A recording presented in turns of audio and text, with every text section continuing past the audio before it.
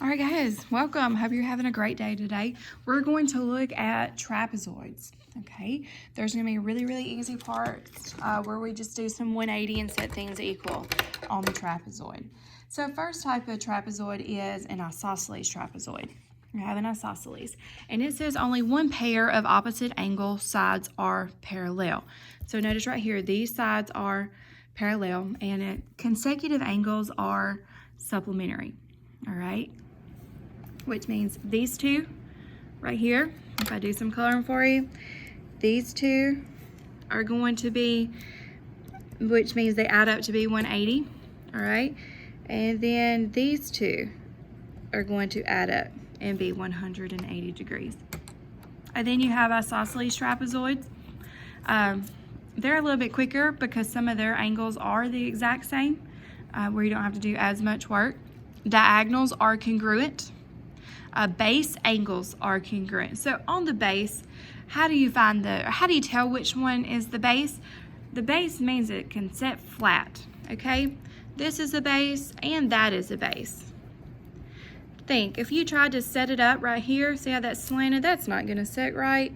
So that is not your base. That's what we call the legs.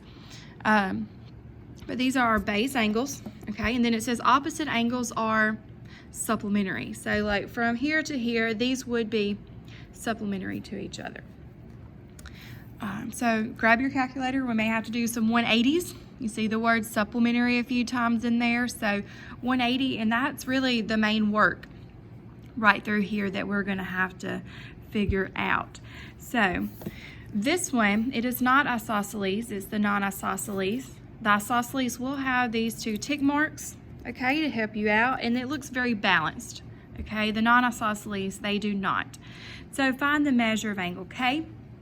All right, to find the measure of angle K, we have these two. If you go look where I have like the purple dots and pink dots, all right, these two are going to do the 180.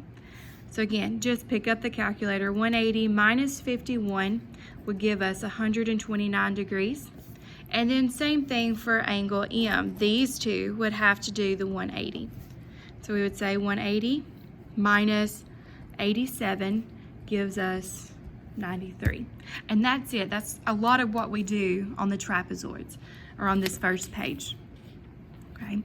Same thing. Pause, try this one out, and I'm going to give you the answers. Great job. 180 minus 62. That would give us 118. 180 minus 31 give us 149. Number 3. Now this one has x. It wants us to solve for x. So we're going to have to do a little combine like terms, subtract, that kind of thing. So 8x plus 6 plus 54 equals 180. Solve it out. Y'all are great solvers, and you should get x equals 15. Number 4, find the measure of angle R. Same thing we just did on number 3, except we need to do one extra step, and that is to plug back in. So we would add those up. 12x plus 3 plus 7x minus 13 equals 180. We're going to solve it out and get x equal 10. Because it says find R, we're going to plug 10 back in right there. Just pick the calculator up. 7 times 10 minus 13 gives you 57 degrees. On number 5, these, remember, it's just congruent marks, okay? DG would be congruent to the length EF, all right? DF would be congruent to the length GE. Number 6, angle T. Okay, you can go back up there on isosceles trapezoid and see which ones we put would be the base angle ones are the same. So T and U are on that same base. All right, so it'd be congruent to angle U. And then angle V would be congruent to angle W. And then we're going to use basically that right there. So angle Q, see the 112, Q and P are the same. That would be 112. Now, R and S are the same. We just need to find that. These two, all right, they are supplementary. So we have to do 180. 180 minus 112 leaves us with 68. So if that is 68, that is 68. Okay. A lot of 180s. It's like they're equal, or you got to do the 180. So here, if that's 47, that one's 47, so that's W. And then do 180. 180 minus 47 is 133. So both of those would be the same. So that. Knock the first page out, huh? All right, if we flip over, and I'm not going to do all the ones on the back just because a lot of them are the same. We're going to try to get by with doing 3 of them because we are going to try to do the mid-segment of a trapezoid, a couple on that page. We have an isosceles trapezoid, and it gave me M to P, 16x minus 13, and then N to O, 9x plus 8. All right, it gave me P to N, and then M to O. So both of those last two, they are going to be equal. So find X and Y. We're just going to set things equal and solve. Again, these two, it's isosceles, so these two are equal. So 16x minus 13 equals 9x plus 8. Work that out, and you will get x equal 3. And then the diagonals are equal. So right here, to find y, we would set those equal. 12y minus 37 equals 5y plus 19. Work that out, and y equals 8. Great job. Okay, on number 10, so looking at some angles. And this is all, guys, they're going to ask you as far as side lengths. Okay, the rest are angles, so that's why we're just going to do a few of those. And on the angles, you're doing 180s or you're setting them equal. Okay, remember common sense. Look, like right here, if I look, those two angles, they look the same. If they look the same, set them equal. But if it had like B and C, that's obtuse, that's acute. They're not equal, so you would add and set equal to 180. But these are your base angles. That is why they're equal to each other. So again, 5x minus 12 equals 2x plus 27. Work that out, and x equals 13. Now, they did want us to plug back in. All right, I'm just going to give you the answers here. How to find these angles is what we just did on the opposite side. So if you want to go back and plug in to make sure that you get these, then go for that. But when you plug in 13 to D and C, okay, you get this 53. That's what you get after you plug in. And then we just did 180 minus 53, and that's going to give us that 127. And this is the other kind that you would have. This last one I'm going to work on this page, okay? These two are not base angles. And if you look here, this is acute, okay? That's obtuse. That's another just common sense way to say, oh, they're not going to be the same if one's acute and one's obtuse. They are consecutive, okay? So they're supplementary. So we would add them up and set equal to 180 degrees. Now guys, if this were ACT, I would combine like terms as I was writing it down. All right, I would not write all that and then combine like terms. So just think about shortcuts like that. And x should be 14, and then just plug back in. And after you plug back in, this is what you should get. And every time on the isosceles, guys, you should have a pair, like you're playing Go Fish or something. You know, you're gonna have one that matches it. I will go through here and give you the answers to the rest of these. Here, you should add them up and set equal to 180, okay? And get x equal 11. And when you plug in, these are the following answers you would get. Okay, number 13, you would set them equal. All right, that's what that means. Solve, and you get x equals 7.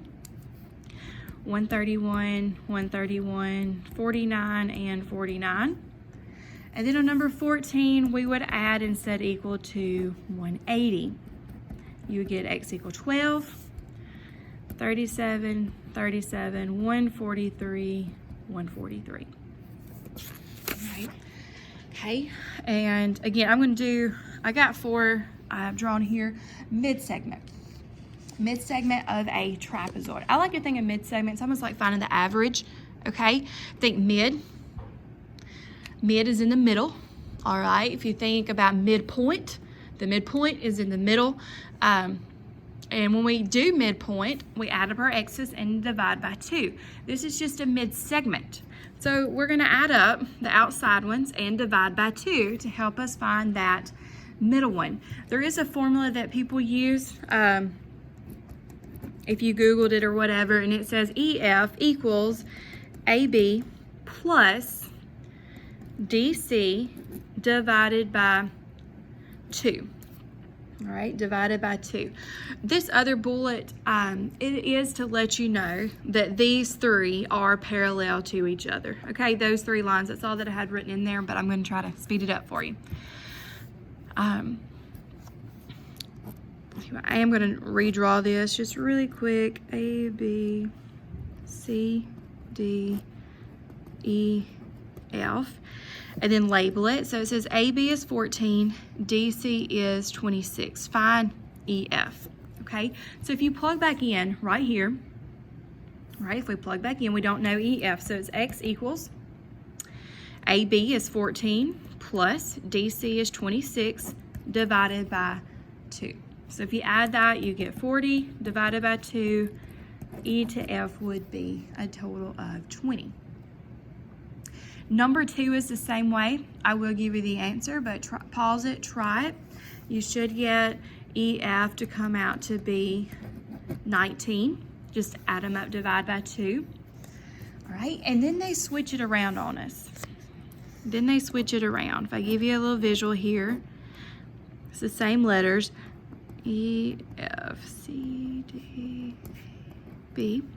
All right, EF is 22. DC is 38. Find AB. Still plug into that formula, but we know EF now. So it's 22 equals, we don't know AB, plus DC divided by 2. To work this out, I would multiply both sides by 2 so that those cancel. That would give you 44. And then subtract that 38. So X would be 6, or AB would be a length of 6. Number 4 is the same thing. So I want you to pause, try number 4. You should get DC to equal 53. It's the same exact steps as number 3. Okay. Then we get into more algebraic ones. All right, we get into more algebraic. We're still going to use that formula. All right, now it has different letters. If you need to come through here and put AB, EF, and put them in the same exact spot, CD, do that and then plug into that formula. So EF is 5x minus 19 equals AB, 38, plus CD, or DC, x plus 14 divided by 2. And I tell you what, I am going to go off to the side because I know how you guys are with fractions. You don't really like everything to be straight across and not have a fraction from the get-go. Okay, if I can go up here, go back to the top, and give you another form of this equation. Instead of having a fraction in it, it would be to say 2 times EF equals AB plus DC, if that helps you.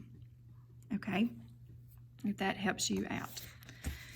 So, because right here, to solve this, we're going to have to multiply both sides by 2 to make that cancel out.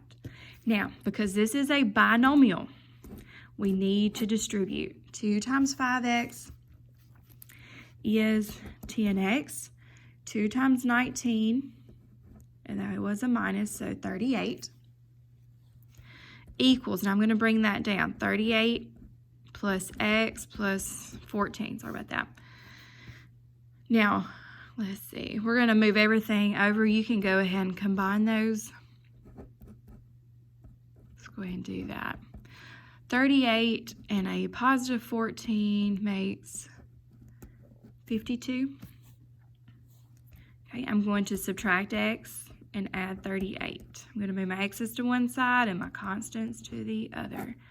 So that would give me 9x equals 90. Divide by 9, and x would be 10. It is a little bit more, it's a little longer, they're algebraic ones. It said to find y to z. And I'm going to find where I scribbled on top. Y to z is right there, so that's what I'm going to plug in. 5 times 10 minus 19, so that final answer would be 31. All right. Now, 6 and 7 are the exact same way. Again, I would probably use this one. That way you don't have to worry about the multiply by both sides. I'm going to show you just how to set it up, okay? And then you can work it out and check your answer. 2 times the EF, that would be in the EF spot, AB plus DE, or DC, I'm sorry. I'm used to saying E after I say the letter D.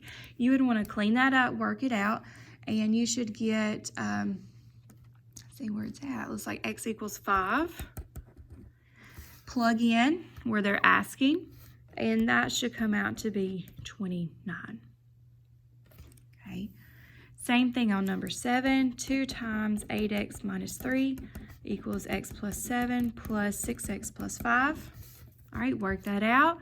X would come out to be 2. Then we're going to plug into UV and get a total of 13 for that length. All right, y'all go try those. Be careful on your solving. All right. You do have the answer pages, okay, for those homework sheets that I sent you. Go, it's all worked out there in detail, how to set that up or whatever. So use that if you get stuck. Just keep trying and working hard. And we got one more video on kites and we're through.